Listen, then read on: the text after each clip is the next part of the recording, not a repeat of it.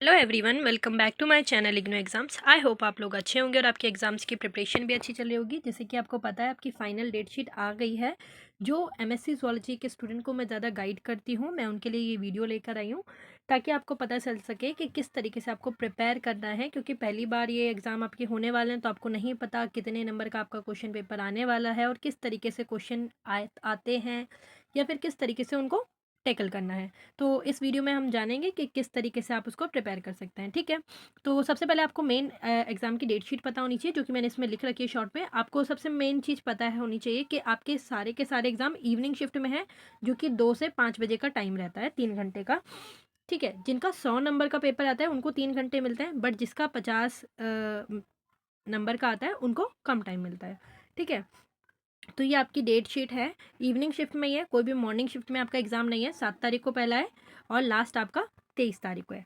23 तारीख को मतलब 23 दिसंबर को आपका एग्ज़ाम ख़त्म हो जाएगा। ठीक है, तो मैं आपको सबसे पहले तो ये बताना चाहती हूँ कि फर्स्ट टाइम ये आपका एग्ज़ाम हो रहा है, तो एग्ज़ाम पैटर्न एग्जैक्ट हमें भी नहीं पता कि किस तरीके से आएगा।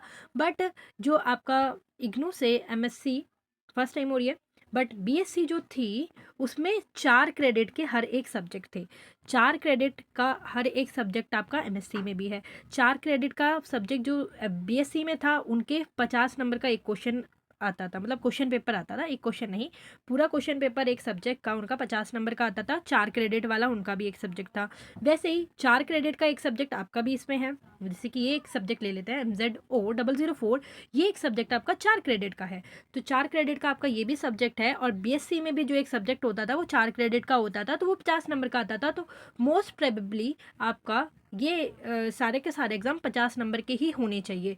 क्योंकि जो आपका बाकी मार्किंग स्कीम बचती है, जिसमें आपका असाइनमेंट हो जाता है और प्रैक्टिकल हो जाता है, तो उसके भी मार्क्स 50% इसमें जुड़ते हैं। तो 50 नंबर का आपका क्वेश्चन पेपर हो जाएगा और बाकी आपके 50 नंबर जो बचेंगे उसमें प्रैक्टिकल के मार्क्स और असाइनमेंट्स के मार्क्स जोड़े जाएंगे। बट ये भी मैं जो आपके प्रीवियस ईयर बीएससी का देखकर ही अंदाज़ा लगा रही हूँ। 100% श्योर मैं भी नहीं हूँ कि आपका 100 नंबर का आ सकता है, क्योंकि 100 नंबर का आने का कोई चांसेस नहीं है। अगर 100 नंबर का डायरेक्ट क्वेश्चन पेपर ही दे देंगे, तो जो आपके असाइनमेंट के मार्क्स हैं वो कहाँ से जोड़ेंगे, और जो बचे हुए आपके प्रैक्टिकल के मार्क्स हैं वो कहाँ से जोड़ेंगे। तो 100 नंबर का आप भूल जाइए कि आएगा।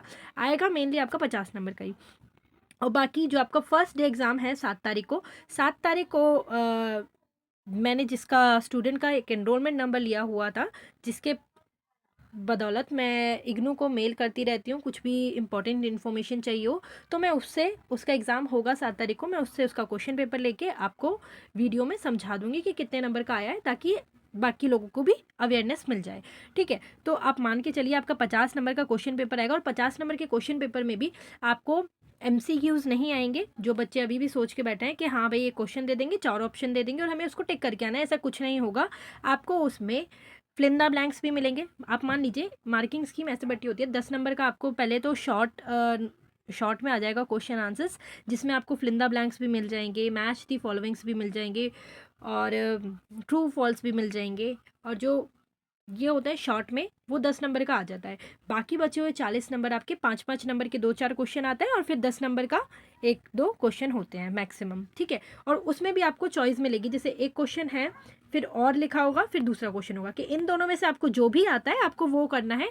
ऐसे कोई जोर जबरदस्ती नहीं है कि आपको एक ही चांस मिलेगा, ऐसा कुछ नहीं है। ठीक है, तो आपको 2 ऑप्शन मिल जाएंगे। और ये नहीं कि आपको दोनों आते हैं तो आप दोनों ही इसके करके आएंगे और दोनों के नंबर मिलेंगे एक के ही। जैसे क्वेश्चन नंबर 1 है, क्वेश्चन नंबर 1 में आपको ऑप्शन दे दिया कि क्वेश्चन नंबर 1 में आप ये भी कर सकते हैं या फिर और ये भी कर सकते हैं। तो आप ये नहीं सोचिए कि मेरे को दोनों आते हैं मैं दोनों कर दूंगा और दोनों के मेरे को 5-5 नंबर अलग मिल जाएंगे, मिलेंगे एक के ही 5 नंबर। ठीक है, ऑप्शन जिसमें होगा आपको वो करना पड़ेगा। और इसमें पैटर्न आप समझ गए। मेनली 99% है कि आपका 50 नंबर का क्वेश्चन पेपर आएगा और शॉर्ट क्वेश्चन आंसर्स भी होते हैं उसमें 10 नंबर के, जिसमें ट्रू फॉल्स, मैच दी फॉलोइंग्स और फिलिंदा ब्लैंक्स ये आ जाते हैं।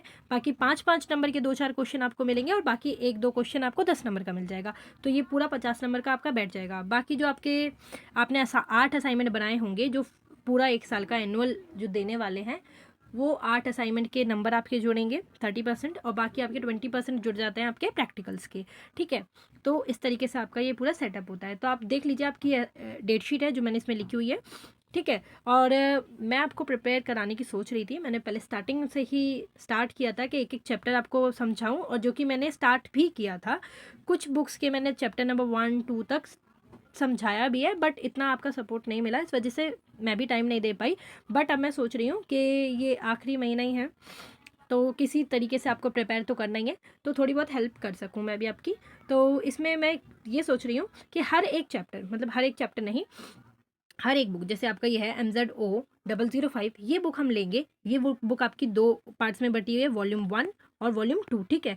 तो हर एक वॉल्यूम से आपके जो भी 4 या 8 चैप्टर होंगे मैक्सिमम, हर एक 8 चैप्टर में से 4-4, 5-5 क्वेश्चन इंपॉर्टेंट हम उठाएंगे, और वो 5-5 क्वेश्चन को मैं आपको समझाऊंगी।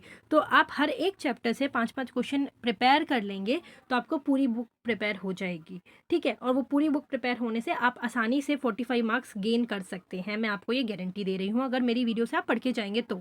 और मैंने बनाए भी हैं, एक सैम्पल मैं आपको दिखाती हूँ। ये आपका सबसे पहला कोड है MZO001, ठीक है, इंपॉर्टेंट क्वेश्चन फॉर एग्जाम्स।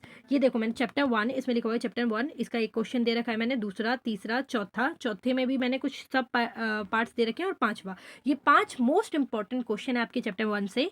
फिर इसमें चैप्टर 2 दे दिया मैंने, जो आपका वॉल्यूम 1 का ही है। चैप्टर 2 के 5 क्वेश्चन, चैप्टर 3 के 5 क्वेश्चन, 2 क्वेश्चन, जो कि 2 मेन इंपॉर्टेंट क्वेश्चन लगे मुझे। चैप्टर 4 के 2 क्वेश्चन, ठीक है। इस तरीके से आप इसको प्रिपेयर करेंगे इन सबको, तो आपको आसानी से आप एग्ज़ाम को अच्छे मार्क्स गेन कर सकते हैं, ठीक है। तो आप मुझे बता दीजिएगा कि आपको डायरेक्ट मैं सिर्फ क्वेश्चंस की ही वीडियो डाल दूं आपको स्क्रीन रिकॉर्ड करके, या फिर उन सब क्वेश्चंस को समझाऊं। तो आप मुझे कमेंट कीजिएगा कि आपको किस तरीके से चाहिए, मैं उस तरीके से कर दूंगी। डायरेक्ट स्क्रीन रिकॉर्ड करनी होगी तो वो मेरे लिए ज़्यादा ईजी रहेगा, बट आप समझना चाहते हैं तो मैं वो भी करूँगी, ताकि आप आसानी से मार्क्स गेन कर सकें। तो 45 मार्क्स आराम से आ जाएंगे इस क्वेश्चंस को प्रिपेयर करने के बाद, ठीक है। तो मैं ये आपको गारंटी दे रही हूँ। तो आप मुझे कमेंट कीजिएगा नीचे कि आपको सिर्फ क्वेश्चंस इम्पोर्टेंस चाहिए, कि आप खुद प्रिपेयर कर लेंगे, या फिर उसके आंसर्स भी चाहिए और मैं थोड़ा बहुत आपको समझा भी दूँ, हिंट भी दे दूँ। तो आप मुझे जैसे चाहिए हो वैसे कमेंट कर दीजिएगा, फिर मैं नेक्स्ट डे से ही स्टार्ट कर दूँगी। बट आपके कमेंट आने चाहिए कि हाँ आप क्या चाहते हैं, ठीक है। तो आप मान के चलिए 50 नंबर का क्वेश्चन पेपर आने वाला है। किस तरीके से क्वेश्चन आएंगे वो भी मैंने बता दिया, और टैकल कैसे करते हैं क्वेश्चन को। सबसे पहले आपको क्या करना है, क्वेश्चन को पढ़ना है ध्यान से। आप 2 मिनट तो क्वेश्चन को पढ़ने में लगाइए और समझिए उस क्वेश्चन में पूछा क्या है। हिंदी में ट्रांसलेट कीजिए खुद को कि हाँ इसमें पूछा क्या है, एक से ज़्यादा क्वेश्चन तो नहीं है इसमें, और फिर उसका आंसर दीजिए। उसमें लिखा होता है कि कितने वर्ड्स में आपको देना है। 5 नंबर का क्वेश्चन है तो उतने वर्ड्स का दीजिए, 2 नंबर का क्वेश्चन है तो और कम शब्दों में दीजिए। तो उस हिसाब से आपको आंसर्स लिखने हैं। और बाकी मैं, अगर आप आंसर्स की तरह बोलेंगे तो मैं आंसर्स भी आपको लिख के बता दूंगी कि किस तरीके से आपको उसको लिखना है, ठीक है। तो मिलता है नेक्स्ट वीडियो में। Thank you so much for watching. आप कमेंट जरूर कीजिएगा, जैसे ही आप कमेंट करेंगे मैं नेक्स्ट वीडियो से ही आपको स्टार्ट कर दूंगी, ठीक है। Thank you so much for watching, keep supporting me.